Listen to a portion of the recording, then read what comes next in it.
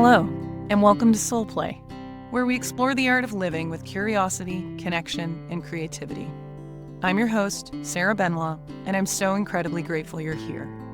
Throughout my journey, I've crossed paths with remarkable individuals, guests who join us here to share their wisdom, stories, and practical insights.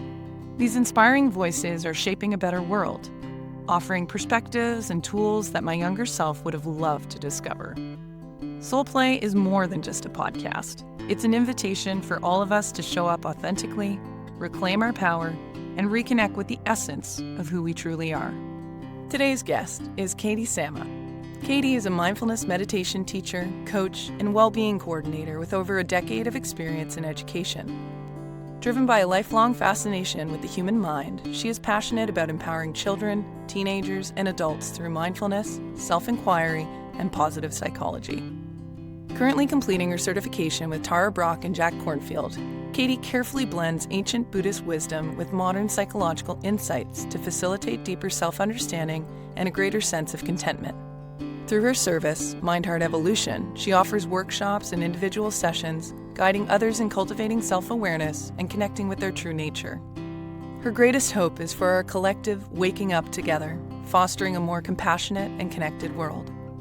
In this episode, Katie shares her journey from traditional education to the transformative world of mindfulness and self-inquiry. She explores the power of mindset, emotional awareness, and radical presence, revealing how small shifts in language and attention can reshape our inner and outer worlds.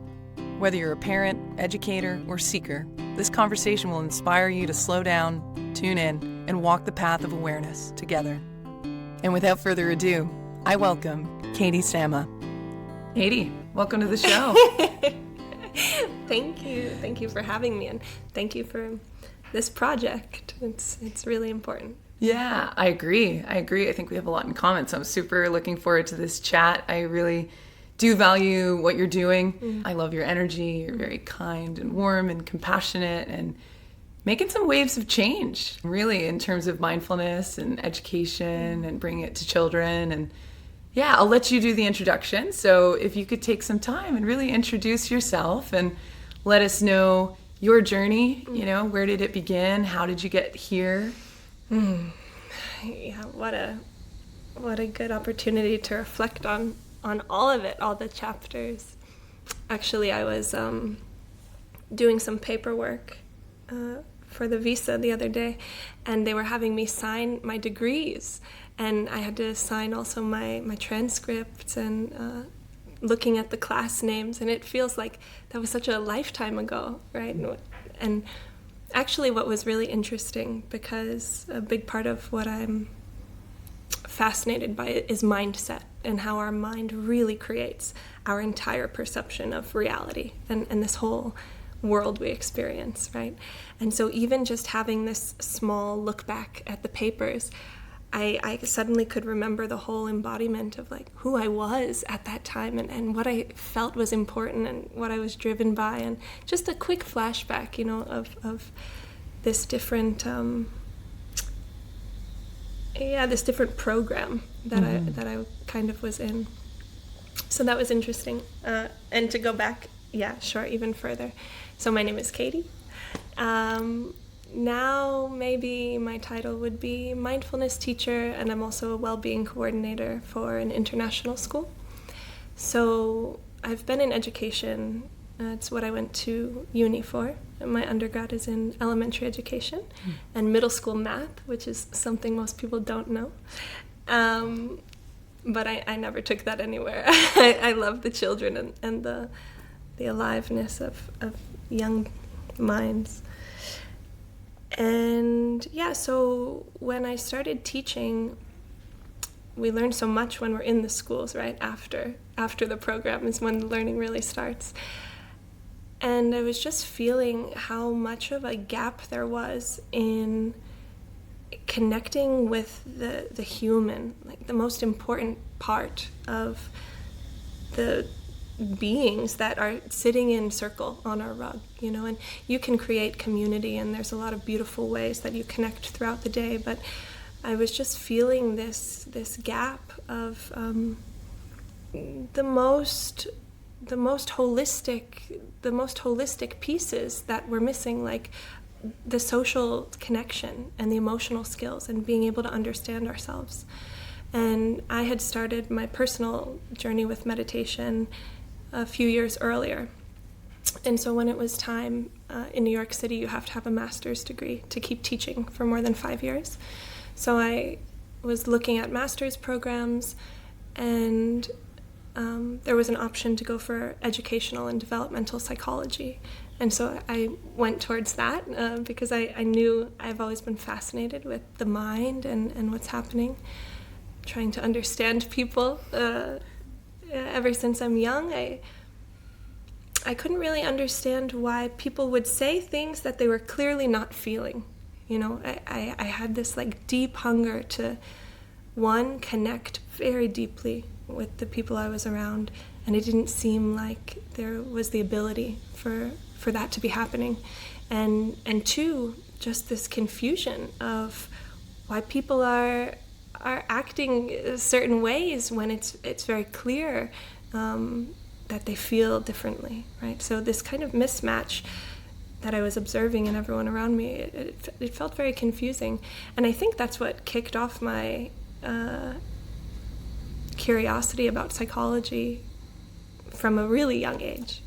Yeah. And so I came to meditation when I was about 20, and when it was time to go into my degree program, I started wondering, because I had seen how much it changed me, even in just the first 4 or 5 years, I saw it was so much unlearning that had to be done first. Like the beginning of my meditation journey, and what I hear from a lot of people is that first we're seeing what's there, and then it's a process of unlearning things that we've picked up, right, subconsciously or from society, things that don't serve us. And so I had some anger about this, like how I've just been handed these beliefs that are not to our true benefit. And who planted this garden? Who did some this? Weeds in here. Yeah, yes. Yeah. So I started wondering, what would it have been like if meditation was in schools, if I had been learning these skills from childhood. And it's happening in Thailand, for example, right? They have meditation in schools, but in New York it wasn't happening. So yeah, that's where I started my research, and then bringing it into education from there. And now slowly I've been working with mindfulness in schools, and now beginning to just work with individuals and adults. I'm learning that actually I really love monkeying with the minds of adults, because it's even more fascinating, right? One, we're helping build everything together, and one, we get to go deep in inquiry, like what's here, what do we want to keep and what do we not want to keep, what serves us, and what are we ready to dig into a little bit and release. Incredible intro. Thank you for sharing. Yeah, you sound like you've really been an empath, it sounds like, for a lot of your life, very in tune with energetics, even identifying, okay, you are saying one thing, but it really feels differently, right? That non-congruence amongst people. And it's challenging to experience that when you're so sensitive, and really taking action towards change to help that evolve into a direction that serves people is very inspiring. And so what happened in the moment where you noticed this gap for children, where the human aspect of children's education was lost? How did you explore that more deeply and take action towards bringing more humanity in that? Yeah, the first part of it was realizing that I was in a setting where I just didn't have any mobility to be allowed to do more in the way that I wanted to. Was this in New York? Yeah, in okay. New York, yeah. And where I was working, they had some nicknames for me about being too flowery, kind of. And so my first step was moving to a school that there was a little more philosophical alignment. And in education, it first looks like social-emotional programming and learning, and having curricula for social-emotional skills, things like this. And I found that a lot of adults in education, like they know they want better for the children, and they even want better for themselves, right? But sometimes we are in this very pressurized, confined box of repeating what we did yesterday and the day before and years before sometimes. Exactly. So, I mean, this is what I think we're moving into now, in a little bit in education, but just as people, right? As people who are trying to wake up, like, we need to do better. Mm-hmm. We really need to do better, and we need to do less better. Like, we can't really do better by just adding on more. Do less, be more. Yeah, I'm hearing what you're saying. Yeah. My friend is a nutritionist. She was talking at my school. I try to bring in wellness practitioners to share their expertise with staff. And she was saying, people ask her all the time what supplements they should take. And she says, don't take more supplements. Eat less bad things. That's the best start. I like this nutritionist. Yeah. And it's the same thing with our minds and our lives. Like, let's see what can we release and relax and let go of before finding new things to add on. And what can we consciously welcome in? Really looking at food as medicine, and our mind and the content that we put into our mind. Is that conscious? Is it unconscious? Is it serving us? Is it doing us a disservice? Really trying to bring some awareness to that, because it is, either way it's going in if we're not wakeful and conscious and aware of what's happening. And the effects are showing that it can be really devastating, right? And I think the reason there's so much change happening in the world and people are waking up is because we're beginning to feel the effects. Dis-ease, psychological distress, pains, distance, isolation, varying levels of anxiety and depression, right? So I am with you on introducing these types of practices as early as possible, because unlearning is quite a challenge. Like, what a world we would be in if we could really create a foundation that would serve that being. And what does that look like in your research and what you've discovered? How do we introduce a mindfulness practice for children? What does that look like? Yeah, so this is a project that I worked on when I was with a school in Vietnam, is trying to align developmental milestones of neuroscience and just what we know of child psychology with different mindfulness practices. So thinking about young learners, right? 3, 4, 5, they're very egocentric. It's a time of egocentrism. There's nothing you can do about it. Their world revolves around them, and rightfully so. Rightfully so. And they have huge emotions. And so at that stage, how can we be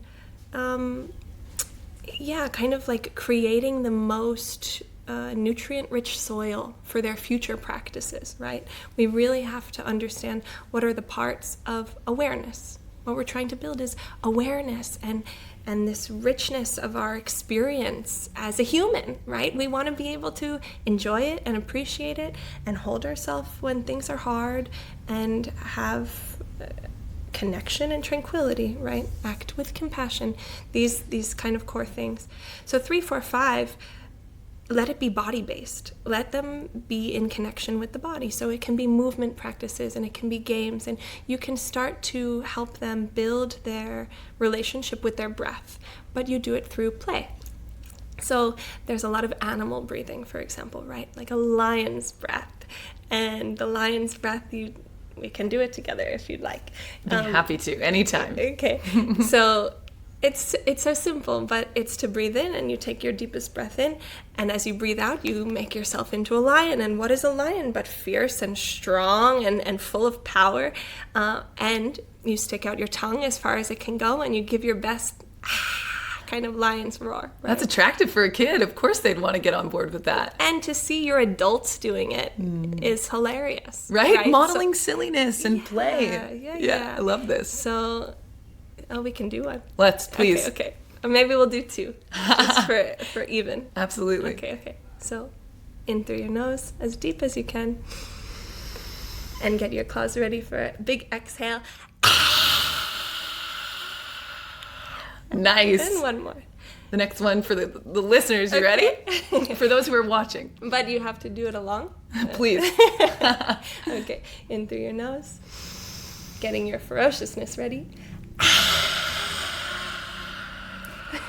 And on like this. Many animals, many forms, many games. Just gamifying it. But basically getting them to pay attention to what's happening in their breath and in their body. And then also beginning to name their emotions. So when they're feeling angry, I feel anger, right?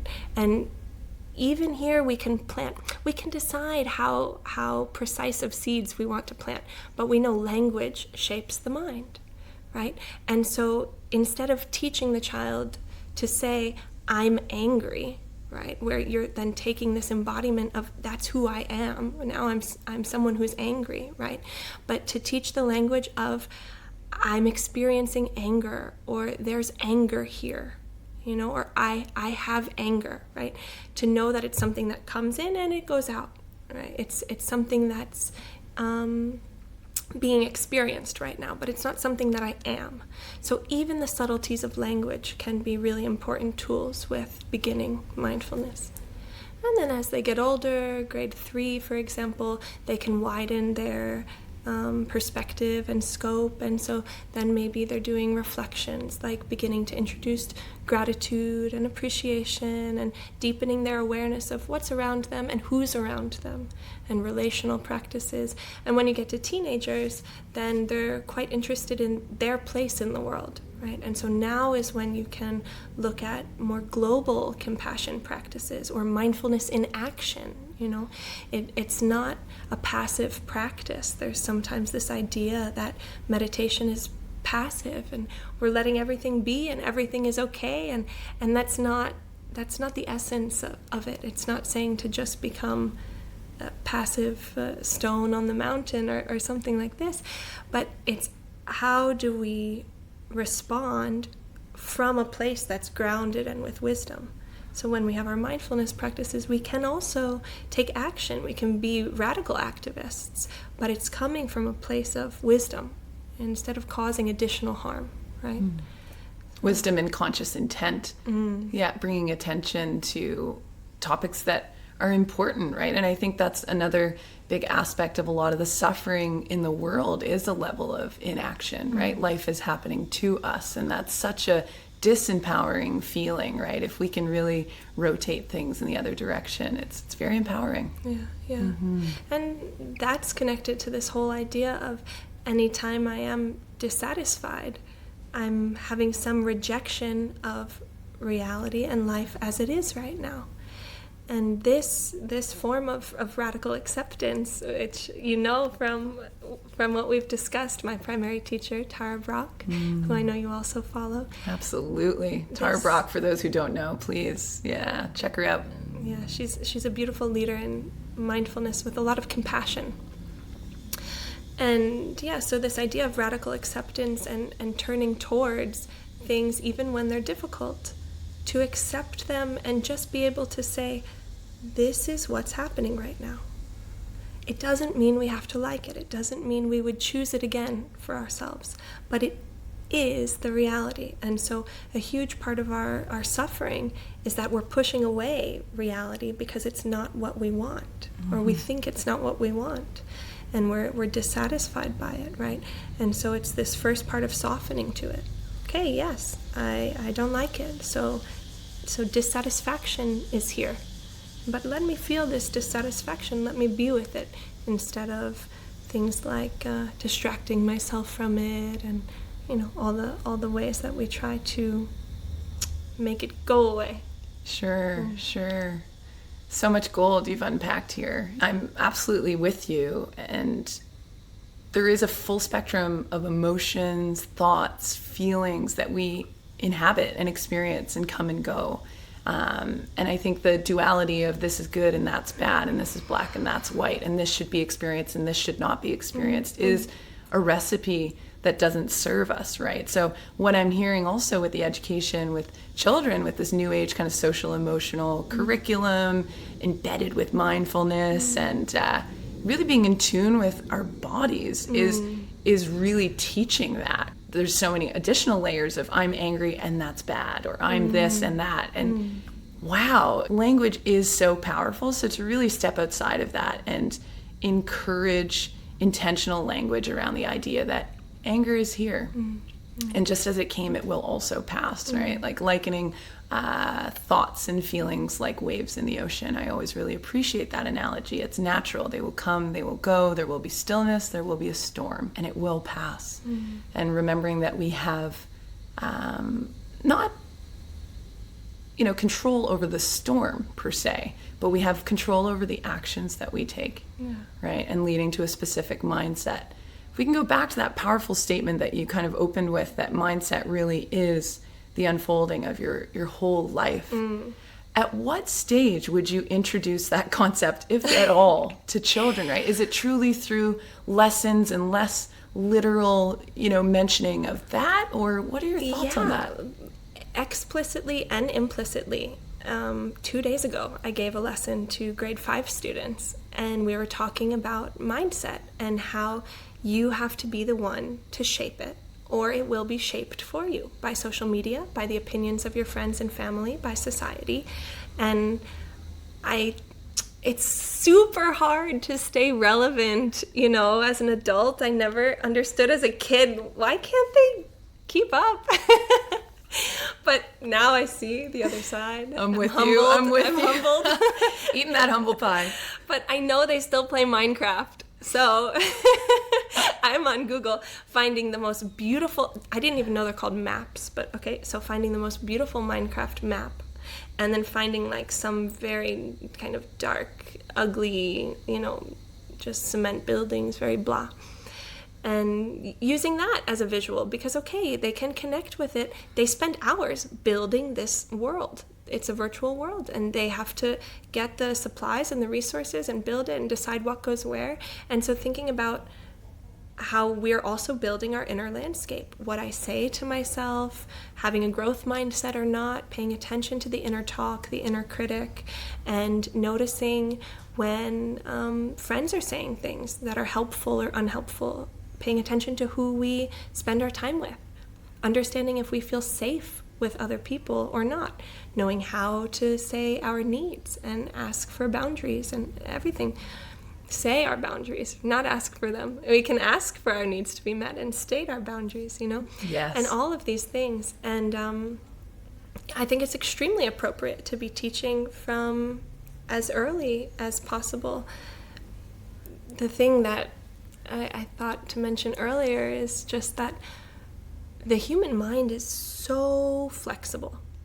Every kind of landscape, from desert to Arctic mountains, everything, we can adapt to circumstances of all kind of life through time. We're extremely adaptable. But it means that the mind is also very susceptible to trying to adapt to what's around it, right? And so really, it's a time of choose your brainwashing. Like, if we don't choose it, we will be influenced by sources that we're not even aware of. And if we choose it, then okay. So on your social media, talking with the 9th and 10th graders, for example, about when you see something, if it's not helpful for you, for your self-image, if it's causing a lot of comparison, or it just doesn't touch a place of helping you to become a version of yourself you're proud of, for example, unfollow the pages, follow the ones that support you, what you want to be, what you want to move towards, things that are inspiring to you, whether it's art or some philosophies that you like or are inclined to, and just being really intentional about what our media diet is, what we're consuming. It's the same with Netflix and all screen addictions and all of it, right? And with technology. we have even another layer of consciousness to be trying to build with our mindful attention. And be cautious with. And it's rather new. You know, you look at the timeline of the emerging of these technologies that have completely infiltrated our lives. And we do need to take action because, you know, social media in some regards is becoming the new cigarette, right? At the beginning, oh yeah, everybody's doing it. And then you start realizing the effects that it's causing in our society, individually, collectively. So bringing this education is so powerful. And I love your educator teacher mind and the way that you meet children where they're at, right? Making it accessible, getting that Minecraft map. How can we, honestly, I'm sure there's something new by now and I have no idea what it is. Always, you know, it's just part of the unfolding. We're not aware of everything that is new and emerging, but keeping up as best we can and meeting people where they're at and putting effort, you know, to really explore a way of discussing this that is translatable, you know, and accessible to them. And this word that you just used, translation, is massive. I mean, in the work that we do with children, but also the work that we're doing with adults and with each other. Like, so a big part of the work that I do, of course, mindfulness meditation, is coming from Buddhism and ancient traditions and practices. And so having a deep bow to the lineages and the cultures that they come from, and knowing that these wisdoms are just earliest forms of psychology, right? Like Buddhism is not a religion as much as it's a psychology or philosophy. And so it's not about trying to make anyone become Buddhist or have anyone believe with a quote and unquote in Buddhism, but it's about how can we take things that are timelessly true about the human mind and the human experience, and how do we translate them in a way that we can relate to in this modern world. You know, and for me, growing up outside New York City, there's a very competitive mindset. I mean, I wouldn't even take art classes, I remember, as a preteen, because the other people in the art classes have also been having private tutors for years, you know, and it just was so competitive and not, I didn't feel safe to do something just by exploration and love. And so just this idea of, I totally lost my train of thought. Translation. I'm with you. I am with you. Sometimes I go too far. No, just far enough. That's why we're here. Okay, good. Okay. Yeah. So this idea of translation, right? And that what we have to do is translate the ancient wisdom to the modern mind and modern times. And it will look a lot of different ways. And we have to bow to where it came from with deep humility and respect. And then also see how can we take this gold of inner knowledge and self-inquiry and now create it in a way that people will be able to hear. We're in a big competition for attention now. That's something that technology has influenced us, our attention span, and so we're competing.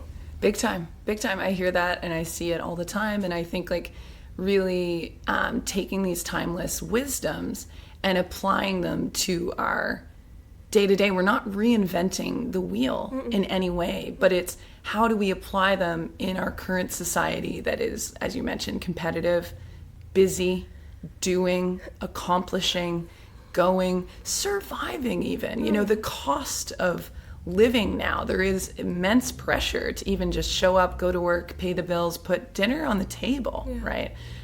So there's just endless ways of struggle in this fast-paced society, and how do we bring some stillness into that recipe? Yeah, what you say about stillness, this is so fundamental. It comes back to the slowing down part, and even starting to look at our addictions and our habits that don't really serve us. And it's the hardest thing to begin to admit that the places where we feel a little bit of relief, because we are in such high pressure stress cookers. Yep. We want release. We just want to feel a little bit of relief, to be able to turn the mind off. But the thing is, when we're trying to turn the mind off and we are going to Netflix, for example, we're not turning our emotions off. So as we're watching whatever is happening in the drama of a show, for example, we are still impacted.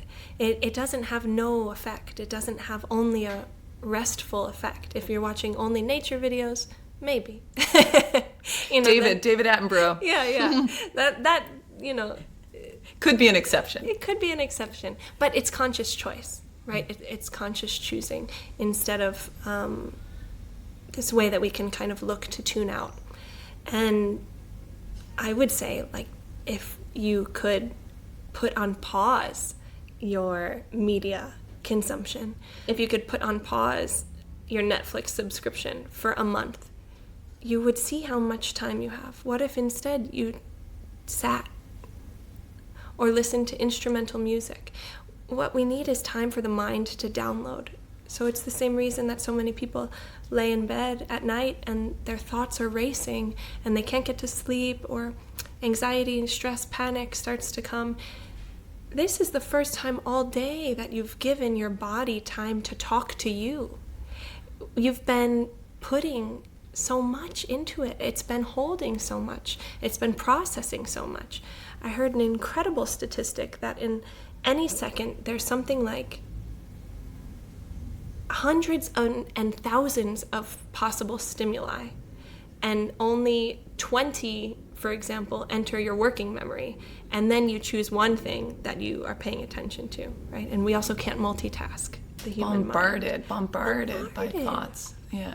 So it's no wonder that when we finally pause and we finally don't have additional incoming stimulation, everything that wants to come out is finally getting its air. You know, we're not machines, we're not computers. You can press the off button. We need this downloading time, you know, to put ourselves in computer language. You need time to download and process everything that's been happening in the day, in the week, in the month, in life, right? And we need a lot of time for that. I love the distinction of we can shut our mind off, but the emotions are still going. Can you speak more to that? Yeah, and maybe it's not even true that we can shut our mind off, right? We might be shutting off our active doing, right? And that might be about it, because the mind is still tracking stories, tracking narratives. So it's like a distraction state, but the emotions are overlooked. Is that right? It's like a slightly dissociated state. Now, hold on, because there's a difference psychologically between disassociated and dissociated. And I don't know which one is the right one to use in this moment. Okay. Listeners, if you want to chime in, would be helpful. But I'm so intrigued by this, because when I hear you speak, I'm with you, right? Yeah. You're whether it's addiction through substance, addiction through television, social media, any form of putting the attention outside of our body, outside of our form. And I was really intrigued by what you said, how we don't have the time then to process our emotions, but while sitting in stillness, you meet whatever comes up, right? And that is the practice of meditation. I'm sure you could talk far more at length about that than me necessarily, but I love the idea of grouping it in that and really seeing that by engaging in a distractive practice, we're losing sight of what is actually arising. It's almost like we're suppressing that or ignoring it or whatever, and then it builds and then, can create blockages, I imagine, energetically in our bodies. There's a lot that we're unwilling to feel. And that's a powerful question, right? Is what am I unwilling to feel? There's all sorts of emotions that were either okay or not okay for you to feel and express in your family growing up, or what you saw modeled for you. What emotions were common? For example, maybe it was okay that everyone showed their anger, but it was not okay to show your sadness and vulnerability, or vice versa, right? And so the thing here is that we have delicate work to do, because there's this zone where we can be growing and stretching ourselves and our tolerance for being with what wants to come up. And then there's also a delicacy where we can't go too far and still keep ourselves safe, right? Some things can come up in meditations that are traumatic. We know that as a culture and society, there's a lot of trauma, and there's a lot of suppressed trauma. And so as we begin to open, it doesn't mean that meditation only brings me relaxation and joy. It brings me full meeting of this human experience, right? And so it's also about knowing, okay, what do I have the capacity to explore and stretch my tolerance with? What can I turn towards and learn and grow, and we'll feel everything, we'll feel into everything. And then knowing when we go beyond how we can safely support ourselves. And that's when you would have professional help or outside support or something like this, right? Mm-hmm. And so on that note, distraction is sometimes a useful strategy, because when we go outside our zone of, our window of tolerance, basically, outside our zone of proximal development is what we're going to say in education, and we're now overwhelmed, right? Then we can use distraction a little bit to help bring our body back into some kind of safety. Or that's when we open our eyes and we resource ourselves, or we do something like dance or talk to someone or touch things that are in the room, right? We bring ourselves back to presence from being with difficult emotions. But this, I think, is one of the most beautiful parts of meditation, is that it enhances our capacity to hold what's difficult, so that eventually we can come to a place where no matter what I'm experiencing inside of myself, I'm not afraid of my own inner experience. It's valid and important that we have outside world fears. Some high-level gurus and yogis can transcend that, but for the normal batch of us, outside world, yes, we have fear. But to be afraid of our own emotions and our own thoughts and what we feel, this is something that we can really work with and transform slowly. Yes, with patience and compassion and forgiveness and understanding that this, for our generation, I'm hopeful for future generations to come, but for our generation especially, this is part of the human experience, this unlearning, this meeting of what is alive that is challenging, challenging emotions, thoughts, feelings, and really meeting that. And I thank you for bringing up the topic of knowing your limits too, because I imagine if you go too far, you could be then really doing yourself a disservice, and it could be traumatic and potentially not want to revisit mindfulness practices after that. And the introduction of whether it's a meditation teacher or a therapist or a supportive community with sharing circles or creative expression, right? I also hear you on body movement, whether it's dance, expression, just express ourselves, right? It's so huge. Yeah. And paying attention to how often am I doing things that are bringing me outside of presence with myself and my body, right? Like going back a little bit to binge watching, for example, right? It's not to say that it's always a horrible thing, right?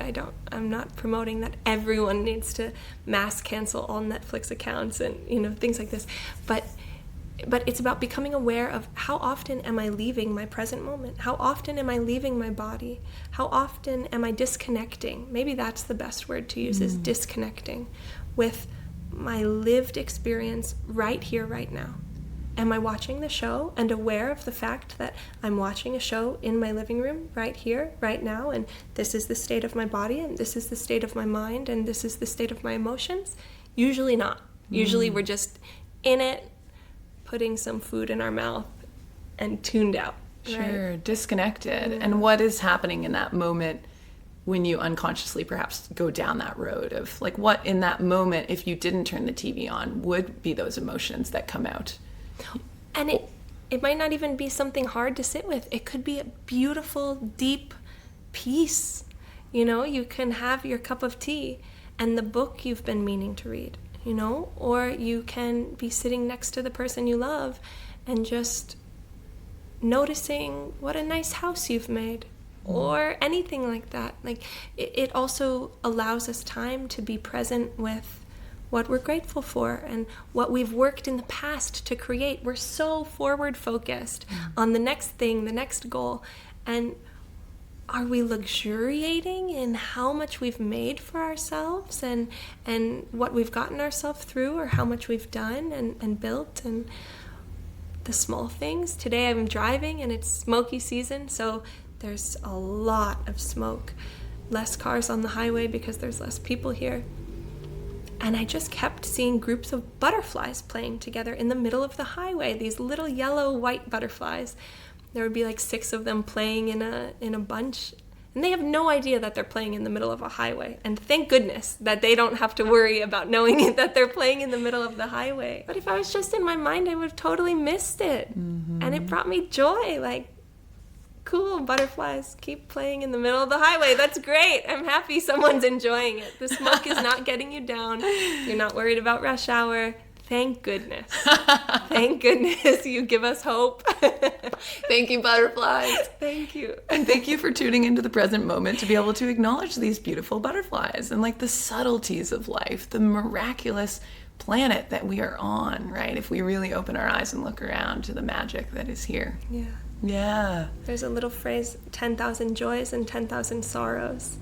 And that's really true. And it's this fact that the more we open the vulnerability of our hearts to self-forgiveness, to the tragedies of our communities and our world, and to our own personal pains, it also deepens our capacity to truly feel the other side of the spectrum, which is joy, which is awe, which is happiness and connection. And so it's really, how do we allow ourselves to experience the full range of being a human? It's the world I want to be a part of. Yeah, and it's happening. It's beautiful. And already are. Yeah, we're here. Here we are. What else is there to do? Yes. Talk about it. Share. Yeah. Inform children. Like, thank you again for all the work that you're doing with children. It's so inspiring.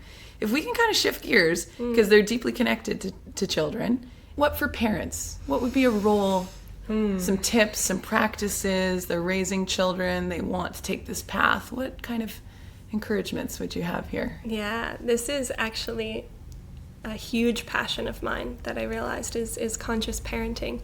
Because as schools, there's so much we can do, but we are so shaped by our families. That is a huge part of the blueprints that we all end up walking away with, for better or for worse, right? Just a fact. Yeah. And so if we can build consciousness and bring mindfulness to families, then it's really changing whole family systems. I have parents who attend a weekly mindful parenting class that I have at the school.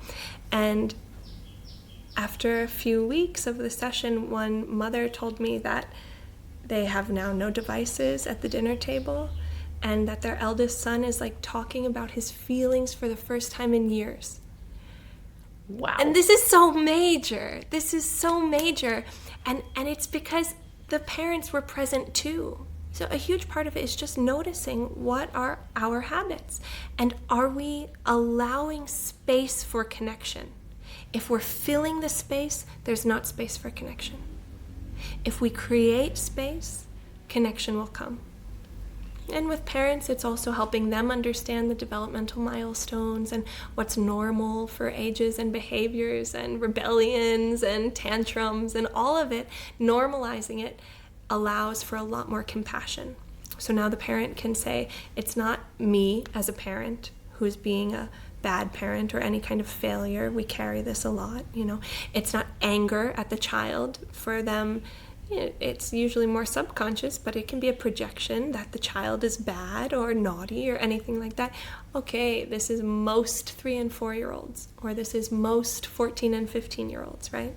So yeah, it's building this awareness of what is normal within the range of, I almost don't like the word normal, but education, if you're looking at numbers and statistics, this is generally a trend amongst this age. Yeah. And there is wiggle room and a variance within that. Also, of course, there's infinite unfoldings of humans, but generally there are some really big milestones, developmental milestones, and education is power. And I'm really hearing modeling, right? So yes, intentionally creating that container for connection. Maybe not being on your phone as much, or modeling presence, modeling mindfully washing the dishes, or maybe doing one thing at a time. If a child is observing that reality, then that is what becomes normalized. Yeah. Quote unquote, again, using this word lightly, but it is valuable to understand that I think up until the age of 7, most children are sponges in the sense of observing reality, and that's what comes into their subconscious at that point. It's like, okay, this is what mom does, this is what my parents do, this is life. So I think being really mindful for parents is also valuable. Yeah, they're not looking at what you say, they're looking at what you do, right? And so another huge part of it, exactly like you're talking about, is emotional reactivity. So a huge part of the work that we do in mindfulness with parents is body scanning, understanding the sensations in our body, what emotions create which sensations in the body, so that we can more quickly catch our emotions, understanding our emotional patterns and what we are inclined towards, right? Some people inclined faster towards anxiety, some towards anger. So helping parents detect what's coming up in them, and then modeling the boundaries and saying your needs. So all the time we're telling parents, like, to say, I'm feeling really frustrated right now, and I need to walk away and have 5 minutes so I can come back and talk to you with a more balanced state, And just that, even if the child doesn't pick it up right away, it will be in their storage system. It'll be in their bank, And this moment of pause, right, between stimulus and response, there's a pause, and in that pause lies our freedom. I can't give the exact Viktor Frankl quote, but it's like this, right? And even understanding what are our core family values. What do we really, really, really find most important? Even just 2 or 3, right? And doing the work to work with families, to spend time unpacking in this whole life, this whole family we're creating together, this whole way that we're always interbeing. What do we value the highest, the most? And just having those 2 or 3 identified things, then you can build everything else around it, Keep coming back to it. Am I living this? Am I needing to revisit this? How can I be supporting this in myself and in my child? But it always comes back to in myself. It's where it starts. Yeah. And there's a sense of collaboration, right? If you're talking about it, then you're hearing from your children. You're hearing from the whole family. For children, they want to feel invested and heard and seen and held in what they're experiencing. So if we can talk about these things out loud, I think there's a lot of value in that for the whole family unit. Children have so much wisdom. A very small side project I started a while ago is a children's book on the natural wisdom of children. Like, we as adults are struggling to be deeply present with what's happening. Look at a child. They're going to be tracking a ladybug, for 20 minutes. They know it. We don't want to break that out of them. We need to learn from them, and we want to preserve their wisdom. That's deep presence. That's deep presence with the natural world. Let's keep that, please. Let's build all the structures around it to preserve that natural wisdom and beauty. And this talking about it that you mentioned, even for parents to come together and talk about their common experiences, is a huge relief, because we can see how much is not personal. Yeah. We can see how common our difficulties are, and just to have compassion that we share with each other. Like, this is tough, and it's tough for you too, and it's tough, but we're here together. And we're doing it, and we're holding each other, and Yeah. it develops a sense of community. I think about bringing it to the surface, talking about it, expressing your fears, emotions around it, gives permission for others to, and then you really see, again, the solidarity of this human experience. And it all comes back, it's so interlaced, right? Even earlier when you were talking about how do we present this to children, I'm experiencing anger, right? It's all the same with these parents. Like, it is outside of you. It's not you. We don't have to take it personally. That is another spiraling trap in the opposite direction that can cause a lot of suffering, you know? Yeah. And, even something as heavy as generational trauma and the generational patterns that we are passing on that we're unaware of. If we're unaware of it, then we don't even know what we're passing on to our children, right? And so creating a space too where parents can reflect on their time as a child and what were their needs and experiences. And a lot of times we see, oh, I'm doing the thing that I really hated it when my father did it, right? Or whatever the case might be. And we just aren't aware of these things. There's so much to be aware of. It can be like a full-time job, truly. And Double full-time job. Yeah. Yeah. I mean, it's what I want to be my full-time job. I love it. But it really is a lot. It's a lot to unpack. And so creating communities where we support each other in unpacking it is very empowering. Yes, absolutely. Wow, thank you for the work that you do. I loved exploring children and parents. And if we can get to your project, you're the founder of Mind Heart Evolution. Ooh. Yay. Could you speak to that and introduce that to our listeners? Yeah, what you're up to? Yeah. So through my work with mindfulness and education, I just started to feel more and more deeply into my passion for mindfulness and meditation, period. And working with parents, I also could see how much I really enjoy to work with adults.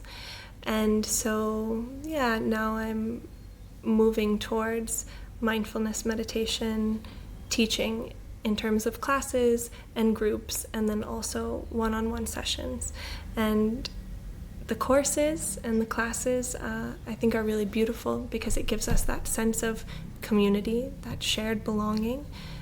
I think there's so many layers that we can go into in terms of our practices, right? From beginning to realize what are the thoughts that are happening in my head, right? We are just living them. We're identified with them, right? But to be able to start to see them almost as if they're the transcript on the side of YouTube, right? Like, what's happening in there? Who's talking? And would the deepest part of me really choose this inner dialogue? Just starting to audit, what's really happening, this inner experience. And kind of like parts, a bit like parts therapy, like who is speaking? Okay, is this the record keeper? Is this the perfectionist? Is this the et cetera, really sometimes naming them, putting them outside of you too. Yeah, I don't have a lot of experience with IFS and parts work, so I can't say that much about it from an IFS lens, but I can say that the investigation piece is also a really powerful tool, right? Like, yes, I use the word part in meditation. What is this part of me needing, right? Or what does this part of me want to know? And so all of these practices, when we investigate them together, we can see how it's not so personal, and we can feel supported in a wider community. Okay, there's other people who also want to understand, what's that little feeling? What's that little feeling that there's more to this life? This can't be it. Just the rushing, waking up every day to the alarm, busy. Then when we have those moments of awe or beauty with nature, or what is that feeling when you look in the eyes of a baby? Something major you can feel there, right? If you're tuned in, if you can be tuned in, then you can feel this majestic power of looking in the eyes of a baby that there's something there that's even beyond words, right? That's also the same place we can get to in our meditation.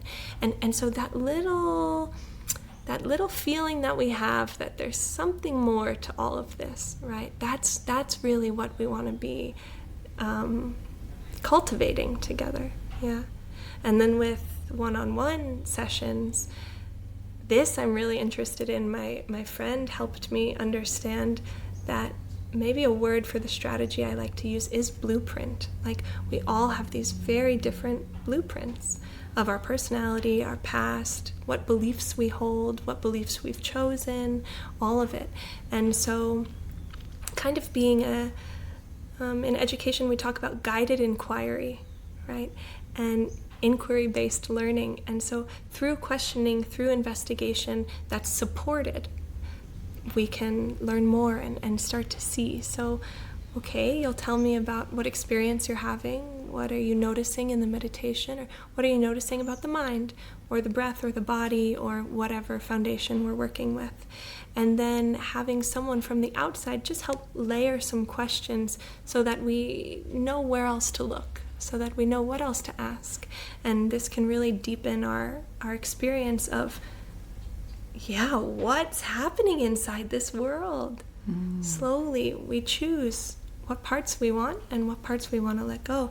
And that's how we shape this inner landscape. And for me, I've lived in a lot of different versions of reality. I've had a lot of different inner landscapes by now. And the one that I have at this point is really beautiful. And I want it for other people. And you've been cultivating that. And the word deepen really struck me because it is, I think, especially in one-on-one or in sharing circles, in some kind of container that you feel safe, that you can go deeper. Because there is a sense of unsafety sometimes for people.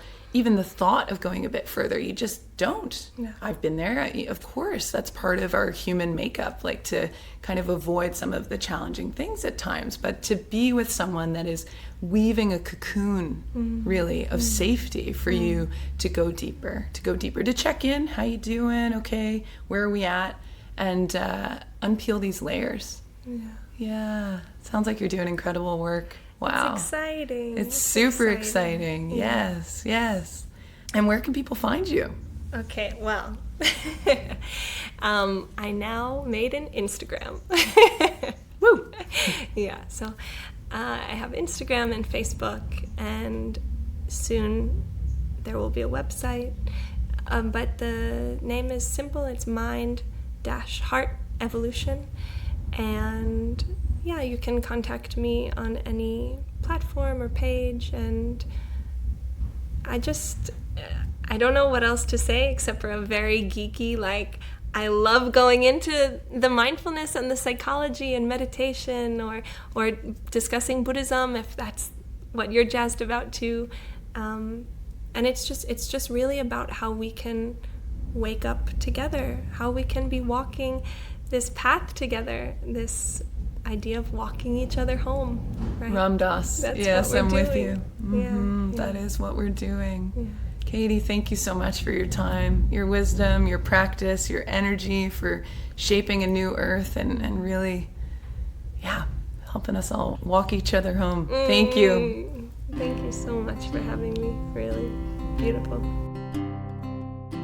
That's it for today. Thank you for listening. I truly hope that today's conversation was valuable to you. To learn more about today's guests, including links and resources related to everything discussed today, visit the episode page at soulplaycollective.com. I'm so grateful you're here, and I'd love to hear your thoughts on the show. So don't be shy. Send in your comments and let us know how each episode is resonating with you. If you'd like to support the podcast, the easiest and most impactful thing you can do is to subscribe to the show on Apple Podcasts, Spotify, and on YouTube, and leave a review and/or comment. Sharing the show or your favorite episodes with friends or on social media is fantastic and super appreciated. And finally, for podcast updates, please follow us on Instagram at soulplay.collective and at Soulplay Collective on Facebook and YouTube. Appreciate the love and support. See you back here soon.